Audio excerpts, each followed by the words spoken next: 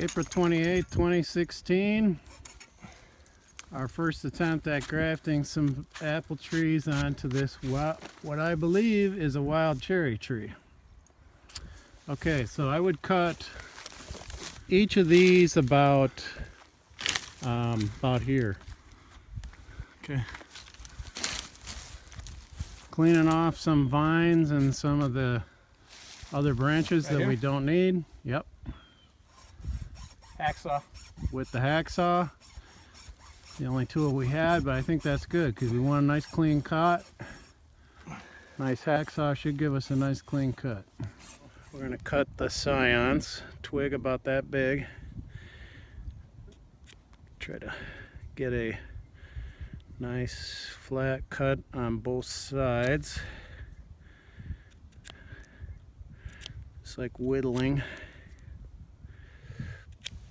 That's it. Come on. Oop.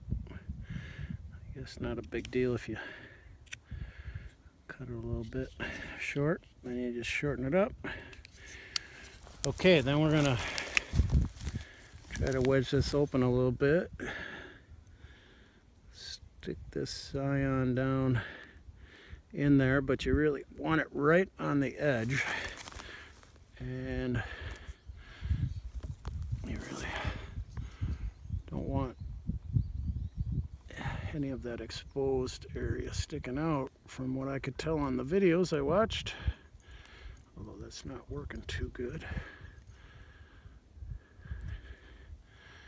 Okay, now we'll get another one. Okay, we're going to make another scion. These are cut that off right there. These are scions from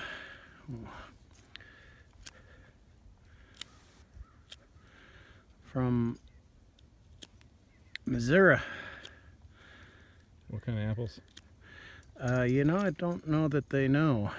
Feldman's daughter and her husband, it's not thin enough, moved there, and the property they bought has these apple trees on it. I don't think they know what kind of apples they are.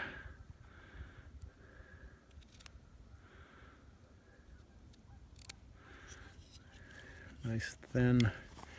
So you want me to hold that, or are you putting it right on the edge there? Yeah, I'm gonna put it right here on this edge. Oh, not on that other.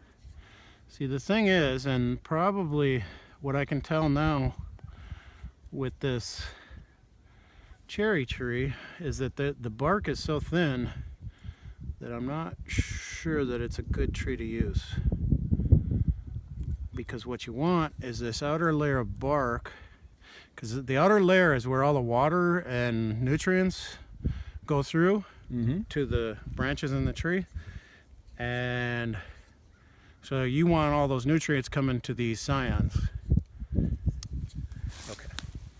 Okay, I'm gonna get about 3 feet, maybe a little more, 4 feet of this tape, marking tape. Get it at the hardware store. You gotta wrap this around real tight. Try to keep any moisture from getting in. See if I can get this where I can get a wider swath.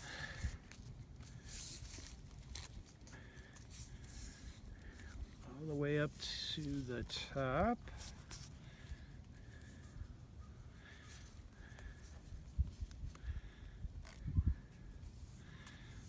So we're having those two branches. One kind of interferes with this process.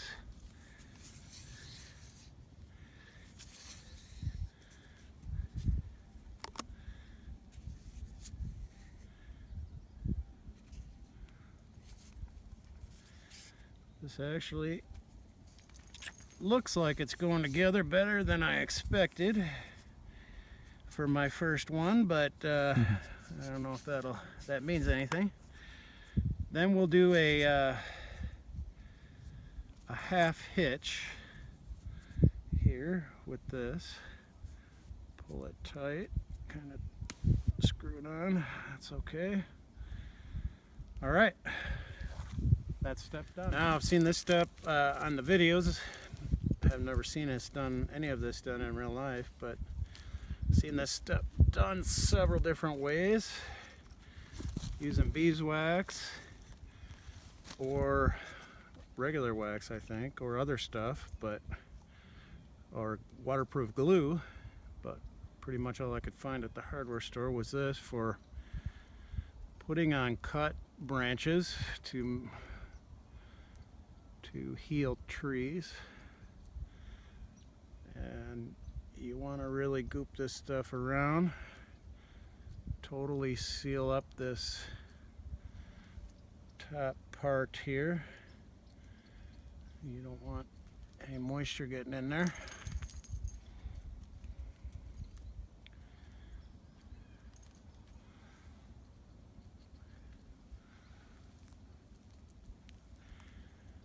And there we go. We're done with our first one. Now we're gonna do the other side of this and try to get 4 of these branches going off of this rootstock. Okay, so we're doing a little bit of a different technique here, where I've just cut a slice on each side into the bark by pushing the knife blade in there and peeling back some of this bark to get it, just to get that scion down in there, and hopefully that'll hold together once I get the tape around there. But a little bit of a different technique than this one was cut all the way across. Okay.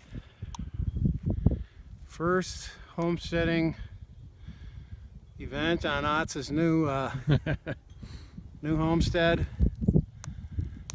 where we're trying to graft fruit trees.